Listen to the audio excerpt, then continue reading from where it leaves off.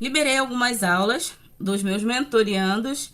Bom, eu espero que você goste, né? Espero que você se sinta acolhido. Se inscreve aí no nosso canal e dá aí um clique no sininho, tá bom? Agora nós vamos para os funcionários criativos. Eles não são apenas aqueles que estão ligados ao processo criativo de uma empresa. Então, aliás, a criatividade é muito importante, né? Dentro de um negócio. Geralmente, as pessoas criativas, elas são curiosas em um bom sentido.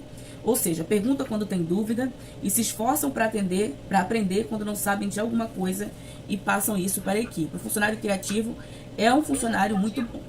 Criativo. Você é um funcionário criativo. Criativo.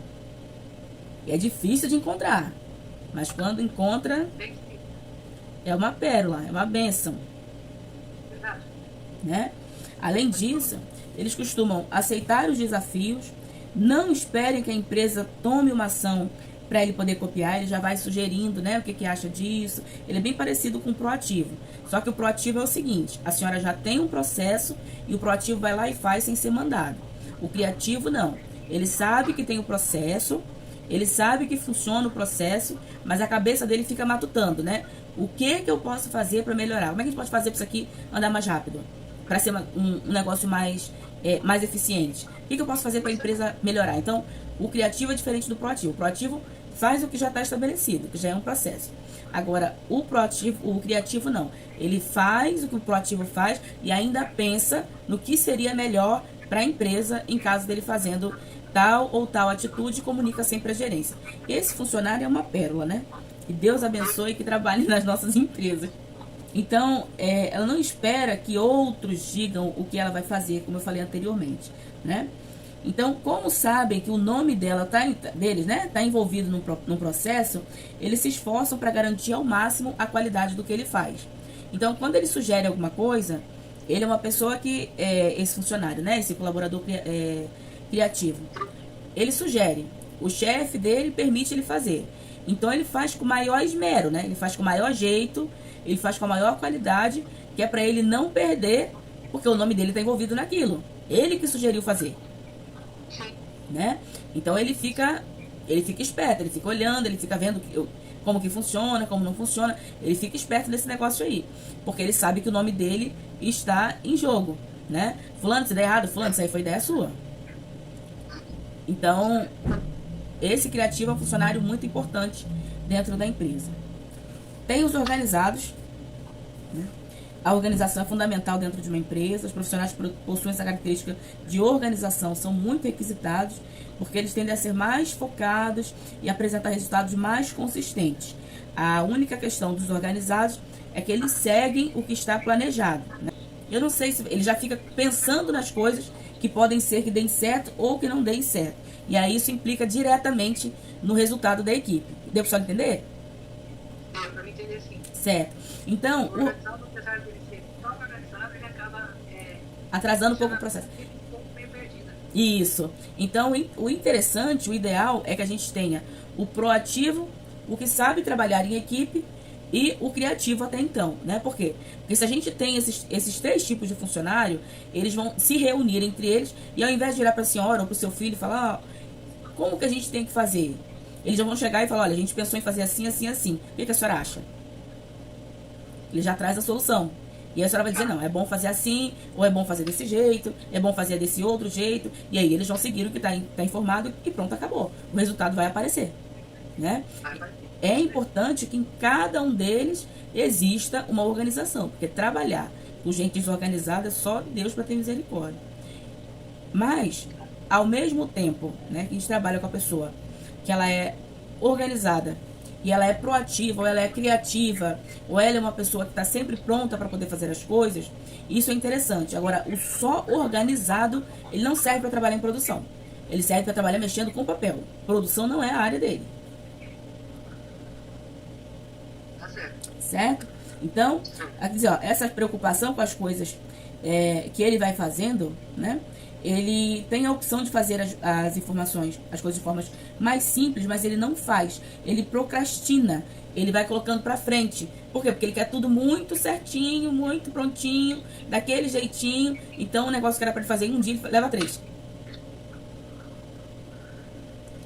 Aí já dificulta um pouco o trabalho. Todos devem ser organizados, tem que ter organização. Mas a pessoa só organizada, nem sempre ela traz benefício para dentro da empresa. Nós vamos falar agora sobre os vaidosos e os faladores, né? Falar muito nem sempre está ligado a proporcionar a ação do que a pessoa faz. O profissional vaidoso e falador, ele costuma se gabar o tempo inteiro. Que faço isso, que faço aquilo, que eu sou assim, que eu sou não sei o quê. Então, essa pessoa que é muito vaidosa e faladora, ela quer sempre ser o centro das atenções, né? Porque quer só reconhecimento, reconhecimento, reconhecimento. E aí fica incomodado quando algum colega é elogiado, porque o melhor tem que ser ele, né? Então ele fala mais do que ele age. Ele fala muito e faz pouco. Aí esse não é interessante, né? Principalmente na minha área. Eu tenho que trabalhar em silêncio ou com som bem baixinho para não atrapalhar minha concentração.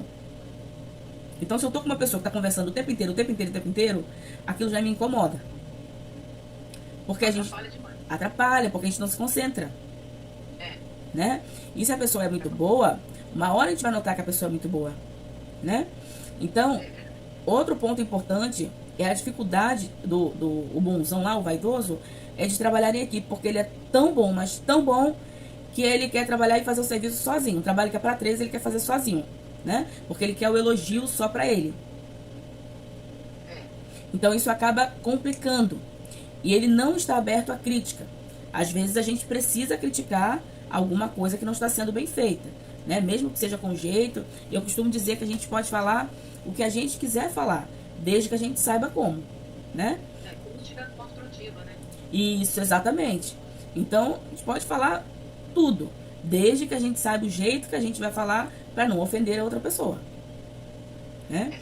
Então, esse tipo de funcionário, se a gente trabalhar com ele e perceber que ele não mudou em 2, 3 meses, é bom que ele não passe o período de experiência.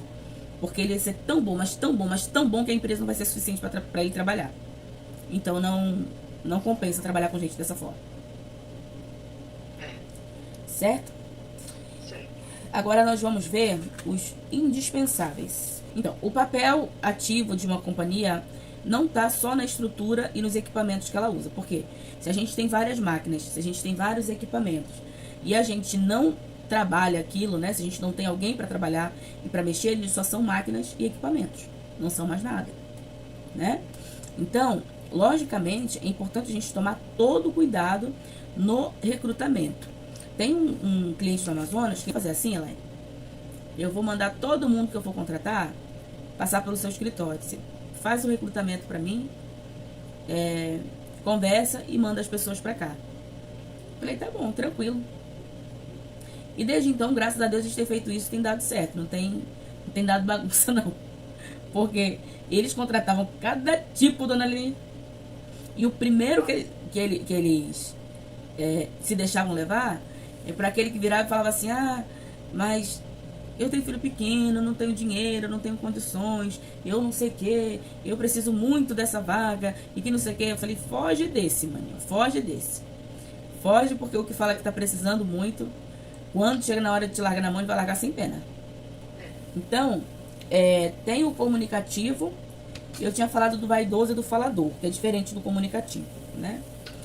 Ele torna claros os objetivos, né? Na cabeça dele são claros os objetivos. E ele pode falar com as outras pessoas sobre isso, né? Ele tem esse poder, o comunicativo, né? Ele tem esse poder de tentar convencer os demais a fazerem esse tipo de atitude, ou tomarem algum tipo de atitude que a empresa está sugerindo, ou que está colocando para fazer, né?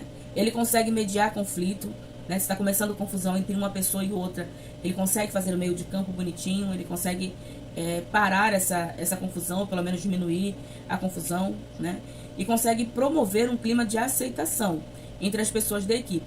Porque às vezes tem um que fala, não vou com a cara de fulano, não vou com a cara de Beltrano. Sim, tu não vai lá fora, aqui dentro da empresa, tu tem que se dar bem com ele, porque tu trabalha junto com ele.